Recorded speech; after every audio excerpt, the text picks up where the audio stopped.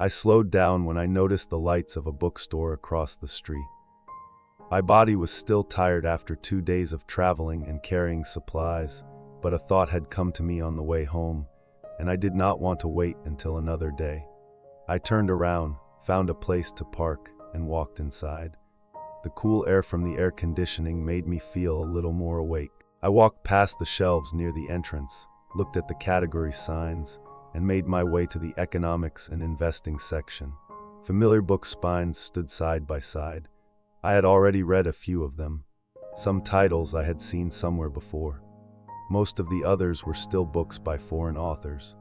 I picked one up, looked at the author's name, then put it back. I did the same with the book beside it.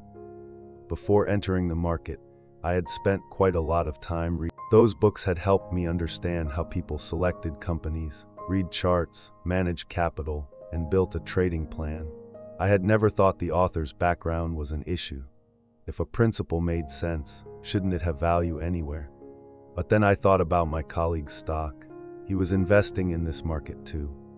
I looked at the row of books in front of me and suddenly thought about something I had never really noticed before. Most of the books I had read were based on experience in developed markets, especially the United States. But Vietnam's economy was different. The companies were different. The culture was different. Even the way people thought and reacted to money could be different. So what about the stock market? I began walking slowly along the shelf, paying closer attention to the author's name on each book. One after another, they were still foreign names. Then a Vietnamese name made me stop. I pulled the book from the shelf, looked at the back cover, then opened the table of contents. A few chapter titles caught my attention, and I began reading right there in front of the shelf. I had only planned to look through a few pages, but a section about stock selection made me keep reading. Some of it was quite close to what I was already doing, but the author looked at the problem differently. I turned back a page, read it again, and moved on to the next section. If this was right, maybe the way I was choosing stocks was still missing something. I took a second book from the shelf. This author approached the market from another direction. I read the table of contents, found the section I wanted, then leaned lightly against the shelf and started reading. A lot of it was familiar. There were a few points I did not completely agree with, but every now and then, I came across a passage that made me go back to the first book and compare the two. Two people could look at the same problem without always reaching the same conclusion. I reread the passage I had marked in the first book, opened the second one, and found the section discussing the same issue. What if I chose only one of these approaches? That question made me reach for a third book. Soon 3 books were lying around the small chair near the shelf. I sat down, read a passage from one, then opened another whenever something was unclear. In some places, the authors almost completely agreed. In others, each one looked in a different direction. And the more I compared them, the more questions appeared that I had never really asked before. Why did some companies look very good, yet their stock prices still did not rise? When did a good stock become a bad investment? Should I prioritize the quality of the company or the price I paid? And if both mattered, how should I set the conditions so I would not miss a good opportunity? Just when one answer seemed to become clearer, another problem appeared. I stood up and looked for more books. A book about businesses was placed beside one focused on price behavior. Then I pulled down another one about risk management. I was no longer reading from beginning to end. Instead, I kept opening the table of contents, finding the section I was interested in, reading a few pages, then turning to the book beside it to see how someone else looked at the same problem. The books that were not relevant gradually went back onto the shelves. The ones that remained formed a small stack beside my chair. I barely noticed the soreness in my arms from the trip anymore. Something I had just read reminded me of my previous trades. There had been a trade where I chose the right company but bought too early. Another time, I had a fairly good entry point, but I had never decided in advance what I would do if the price moved against me. If a method only helped me choose a stock but did not tell me when to buy, something was still missing. And if I knew when to buy but did not know when to leave, that gap was still there. I took out my phone, opened my notes, and started organizing the scattered ideas into groups: company selection, entry point, capital management, and exit point. Another book mentioned the overall market trend, so I added another condition. But as the list grew longer, other situations began appearing in my mind. What if the market was favorable, but the company had problems? What if the company was good, but the price had already risen too far? What if everything looked right, but the amount of risk was too high? I edited what I had just written and kept reading. Outside the book section, I could still hear people talking. A family walked past where I was sitting. Then another group stopped near the shelf beside me. I moved the stack of books closer to the chair to make room for them, while my eyes stayed on the page. When I looked up to find another book, the people who had been standing nearby were already gone. I walked along the shelves one more time. I opened another book, and the list on my phone continued to change. There were passages I read twice and still did not find convincing, so I moved on to another book. Sometimes, something I had just read made me go back and change a note I had written earlier. The books in my hands kept opening and closing, while the stack beside the chair no longer looked anything like it had when I first sat down. I had no idea how much time had passed. The lighting inside the bookstore had not changed. The shelves were still in the same place. There was almost nothing to tell me that time was passing.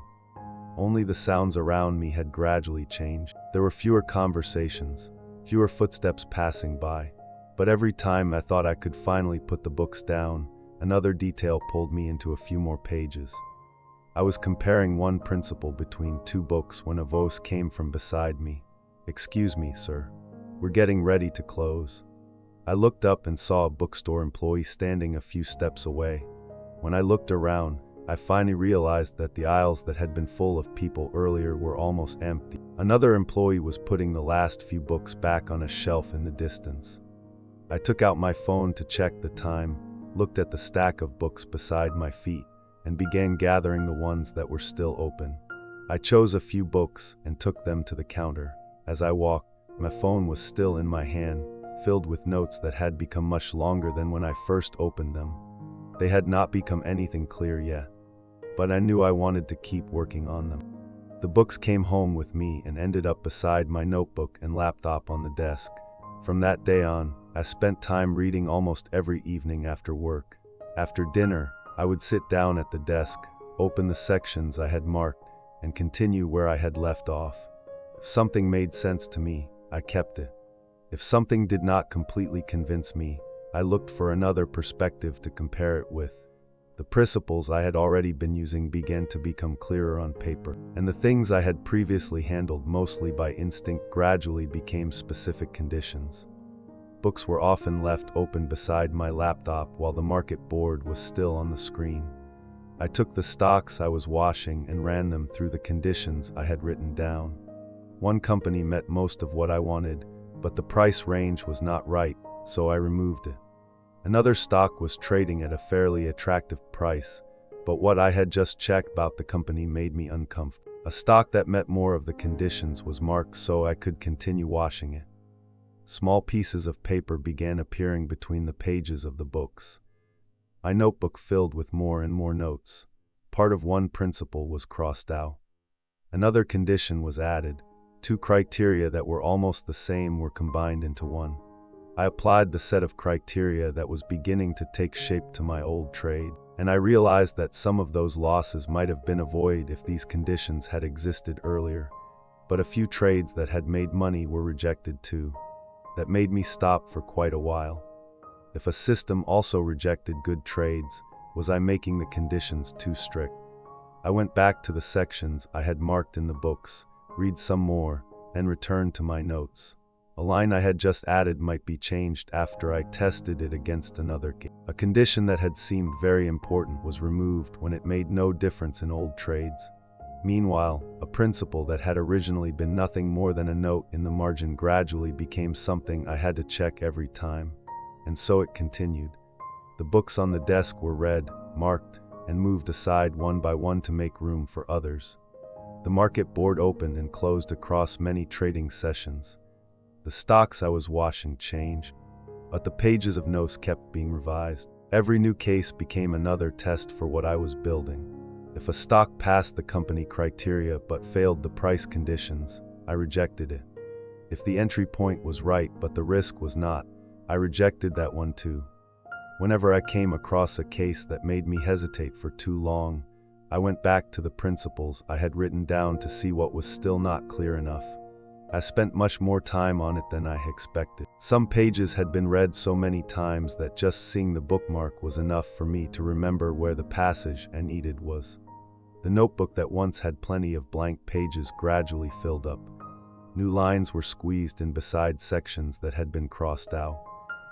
My phone also held another version of the criteria, so I could open it whenever I thought of a situation I had not yet figured out. But the more I tested it, the less often I needed to make changes. Out of everything I had read, I kept only the parts that seemed to fit the way I looked at the market. The criteria for the company sat beside the conditions for price. Capital management came right below the entry point, and the situations that would make me sell were written down before a new trade even appeared. I read through everything from beginning to end. I ran my old trades through it, then tested it on more of the stocks I was currently watching. The questions that used to make me reopen a book were beginning to have clearer answers right there in my notes. I pulled a clean sheet of paper onto the middle of the desk. Then I rewrote everything I had decided to keep in the exact order I would use. What should I look at before buying? Which conditions had to be there? When should I stay out? What would I do if my decision turned out to be right? And what would I do if the price moved against me? Everything that had once been scattered across books, by phone, and pages of notes was now gathered onto a few sheets of paper in front of me. I kept testing it with more cases. One stock failed the criteria, so I rejected it. The next one met more of the conditions. I opened an old trade again, and this time the questions I needed to answer were already there on the page. I went from the first page to the last. But this time, I no longer felt the need to immediately open another book just because I came across a new situation. The gaps that had kept making me read, compare, and revise seemed to have finally been filled. The market board was still open on the screen. I leaned back in my chair, looked at what I had written, then checked everything one more time. From how I selected stocks, to when I bought, how I managed my position, and the situations when I should stay out. Everything finally had its place. I put down the pen. After days of reading, comparing, testing, and revising, I looked at the pages in front of me and felt quite confident about what I had built. I thought that with this new system, my chances of making money would be very high.